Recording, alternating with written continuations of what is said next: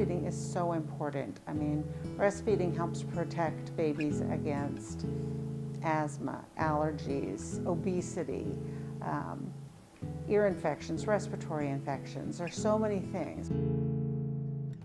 But it also helps protect mom from ovarian cancers, breast cancers, her risk of osteoporosis is less, and it's also really good for the environment. I mean, it's the one thing that could go directly from the producer to the consumer with no waste in between.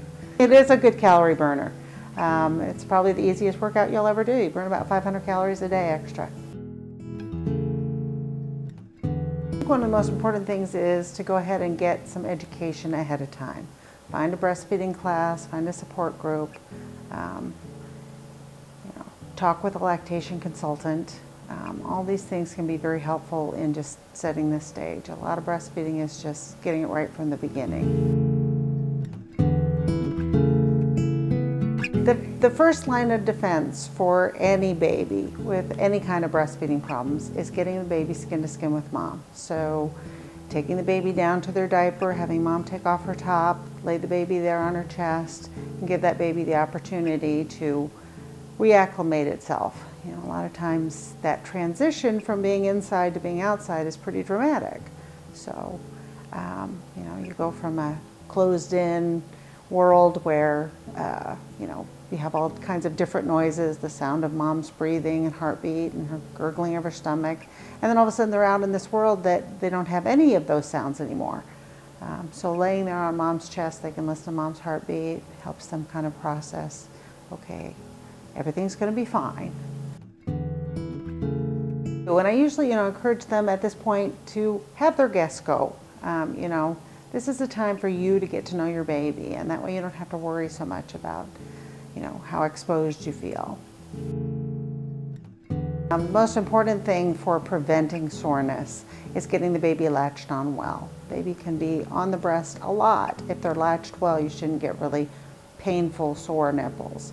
Maybe some minor tenderness in the beginning, that's not uncommon, but it shouldn't be anything that's really uncomfortable. And really, honestly, express breast milk rubbed right onto the nipple is usually more than enough to take care of any problems like that. You don't really need any extra creams. Many moms will need to learn how to pump just because many moms have to go back to work.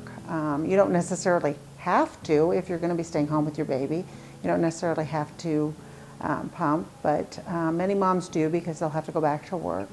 And I really suggest that they talk with a lactation consultant about what type of pump they'll need, because it's different depending on their situation. A mom who is working part-time will have different needs than a mom who's working full-time. And a mom who's staying at home may have totally different needs. So a lactation consultant can help them, define what those needs are and make it very individualized. At Bellevue, we have an outpatient lactation program. So if moms need to come back in, they can just call. Usually we can get them in the same day to see a lactation. A visit may last anywhere from a half hour to an hour and a half. But a lot of times we can fix things in one visit, or we can schedule more visits if we need to. Well, we offer a full range of services. Lactation will see every breastfeeding mom. We're able to have them call us. It's a warm line, so that if they have questions, they can just call and ask questions. If they need to come back in, we have outpatient lactation visits. So we kind of have everything that you might need.